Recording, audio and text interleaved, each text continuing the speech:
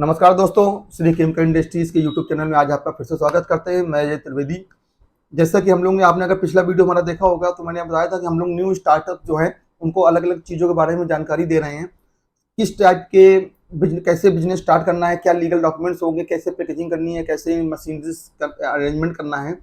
तो हम आपको आज बताने वाले हैं मशीन्स के बारे में। मशीनरीज कौन कौन सी लगती है। देखिए, मशीन्स बहुत सारी है, अलग अलग टाइप के प्रोडक्ट को बनाने के लिए अलग अलग मशीन्स हैं। तो हम लोग कुछ 2-3 बहुत कॉमनली जो यूज होते हैं प्रोडक्ट उनके बारे में बताएंगे। अगर आपको कुछ स्पेशल कोई स्पेसिफिक केमिकल के बारे में, स्पेसिफिक प्रोडक्ट के बारे में ही मशीनरी पता करनी है तो आप हमें पर्सनल भी कॉल कर सकते हैं। तो हम लोग स्टार्ट करते हैं कि मशीन्स किस टाइप की चाहिए। देखिए, कुछ प्रोडक्ट ऐसे हैं जो मशीन से भी बन सकते हैं और बिना मशीन के भी बन सकते हैं। मशीन से human power, human energy save होती है। बाकी अगर नहीं आपके पास फंड है तो आप बिना मशीन के भी स्टार्ट कर सकते हैं। लेकिन हम लोग आज बताने वाले हैं मशीन्स होती किस टाइप की और किस किस मशीन्स को यूज़ करना है। सबसे कॉमन प्रोडक्ट जो हम लोग बनाते हैं वो डिटर्जेंट पाउडर, जो बहुत सारा बिक रहा है, बहुत कॉमनली यूज़ होता है, बहुत ईजी सेल में है, घर घर पे सेल है उसके बनाने के लिए। उसके बनाने के प्रोसेस में हमें 2 मशीन जरूरत पड़ती है। एक तो मिक्सिंग, जो हमने केमिकल्स आपस में मिक्स करने हैं उनके लिए एक मिक्सर चाहिए होता है जिससे वो मिक्स हो जाए। दूसरा सीविंग, जो माल बन गया उसमें थोड़ा रोड़ा टाइप का गट्ठल रहता है तो उसको एक रूप में आ जाए तो उसके लिए इसको छानना होता है, तो एक सीविंग मशीन। तीसरी होती है पैकेजिंग मशीन, पैकेज जो पैक करेगी, सीलिंग मशीन और पैकेजिंग मशीन। तो सबसे पहले हम लोग लेते हैं मिक्सचर किस टाइप का होता है। देखिए, हम लोग के लाइन में 3 टाइप के मिक्सचर चलते हैं, रिबन मिक्सचर, पैन मिक्सचर और जडार मिक्सचर। ये डिजाइन होता है, उनके अंदर जो ड्रम होता है, ड्रम के अंदर जो घूमेगा रिबन वो किस डिजाइन का बना हुआ है उसके लिए इनके ये नाम है। पैन मिक्सचर माने होता है कि एक पैन के जैसे ऐसे प्लेट, एक जैसे अपना कंछुली टाइप का, क्या बोलते हैं वो, भगोना टाइप का एक ड्रम होगा, उसके अंदर में एक बीच में सॉकेट होगी और वो अगल बगल आर्म्स लगे होंगे और वो उसके अंदर ऐसे ऐसे घूमेगा। ये होता है पैन मिक्सचर। पैन उस पर कंछली टाइप की लगी है, वो एक बीच में से राउंड में घूमेगा, ये पैन मिक्सचर होता है। दूसरा एक होता है रिबन मिक्सचर। रिबन मिक्सचर में क्या होता है, ड्रम होता है और उसमें कई सारे रिबन्स कटे होते हैं, एक सॉकेट के ऊपर में कई सारे रिबन्स होते हैं, तो वो जब वो घूमते हैं रिबन्स तो माल उसमें मिक्स होता रहता है। तीसरा होता है जेडार्म। जेडार्म माने जेड के तरीके के आर्म्स होते हैं, वो क्रॉस में घूमते हैं, क्रॉस में घूमने से वो माल को मिक्स करते हैं। तो हम लोग अगर डिटर्जेंट पाउडर बना रहे हैं तो हमको चाहिए है रिबन मिक्सचर या पैन मिक्सचर। दोनों ही बहुत कॉमनली यूज होते हैं, बहुत ही इजी है और कॉमनली बनते हैं, चलते हैं। मेरी सजेशन में आपको रिबन ज़्यादा बेटर रहता है। मुझे लगता है कि रिबन ज़्यादा माल को फ्लावर जाता है, ज़्यादा माल को एरी करता है, फुलाता है, फेंकता है ना ऊपर की तरफ वो। और पैन मिक्सचर क्या है, रोटेट करता है। तो आप दोनों ही ले सकते हैं, दोनों ही कॉमनली चलते हैं। थर्ड वाला जो है वो जडाम मिक्सचर, वो आपको यूज करना है सिर्फ केक बनाने में। अगर आप डिटर्जेंट केक बनाने जा रहे हैं तो आपको जडाम मिक्सचर लेना है। पाउडर ले रहे हैं तो पैन या रिबन मिक्सचर आप ले सकते हैं। बहुत छोटे मत लीजिए, जैसे 20-20, 25-25 किलो का भी मिक्सचर लोग बनाते हैं, मेरे हिसाब से तो वो वेस्टेज ऑफ मनी जाता है। 50 किलो या 100 किलो से स्टार्ट कीजिए, उसके नीचे मत जाइए। 100 किलो से मिक्सचर स्टार्ट होते हैं, फिर 1000 किलो तक के, 1200 किलो तक के, 1500 किलो तक के मिक्सचर्स भी आते हैं। इजी रखिए, ज़्यादा बहुत हैवी पे मत जाइए। 500 किलो तक की कैपेसिटी बहुत बढ़िया होती है। 100 से आइडियल 400-500 किलो का मिक्सचर बहुत बढ़िया रहता है, अच्छा खासा प्रोडक्शन होता है। एक बैच 3 से 4 मिनट में वो बाहर निकाल देता है। तो आई थिंक रिबन या पैन कैपेसिटी, अगर आपका बजट अच्छा है तो 400-500 किलो का मिक्सचर। लो बजट में स्टार्ट कर रहे हैं तो 50 से नीचे मत जाइए, 50 या 100 किलो तक एक मिक्सचर आप सजेस्ट ले सकते हैं।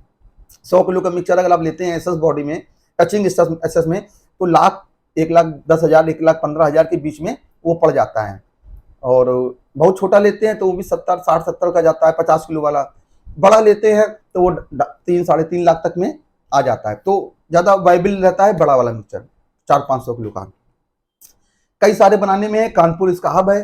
कानपुर में इस समय सबसे ज़्यादा डिटर्जेंट की मशीनरीज मैन्युफैक्चर हो रही हैं।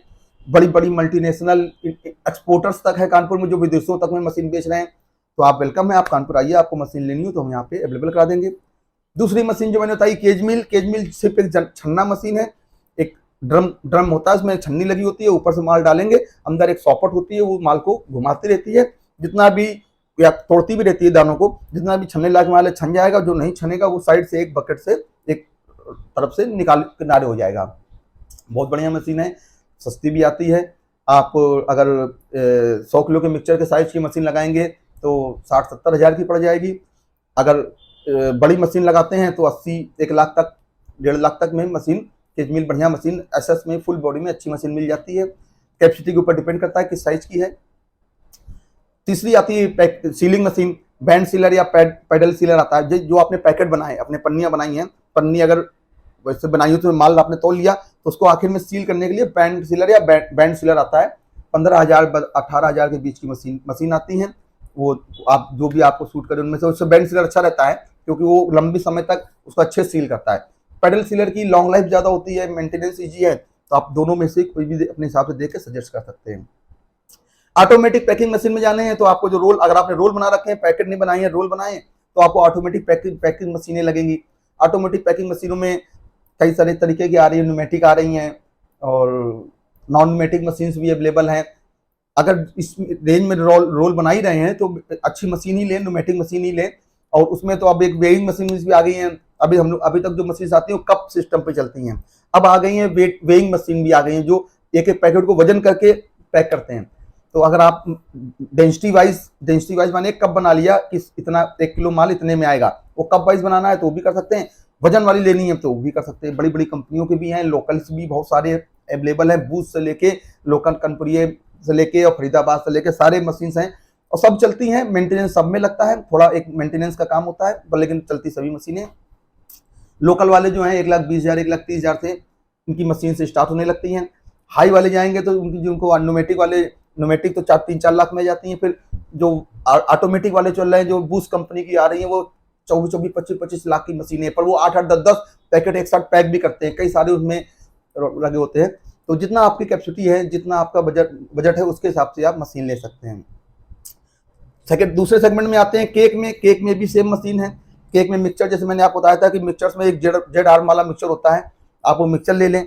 अब मिक्सचर के बाद में इसमें क्या होता है, छन्ना नहीं होता, इसमें तो हमें बट्टी बनानी होती ना, तो इसके बाद में एक लगता है ट्रिपल रोल या नूडलर भी लगा सकते हैं, नूडल लगा लें या ट्रिपल रोल लगा लें।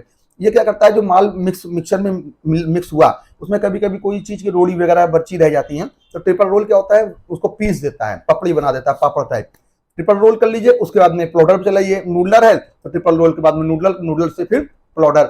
नूडलर में क्या होता है कि वो भी उसी क्रस में पीसता है, बस वो स्क्रू स्टाइल में पीसता है। ये रोल ट्रिपल रोल होता है, पापड़ बना के पीसता है। दोनों ही कंडीशन में हमारी जो केक में अगर रोलियां कुछ बन गई हैं तो फूट जानी चाहिए, माल बिल्कुल चिपक जाए, मिस हो जाए।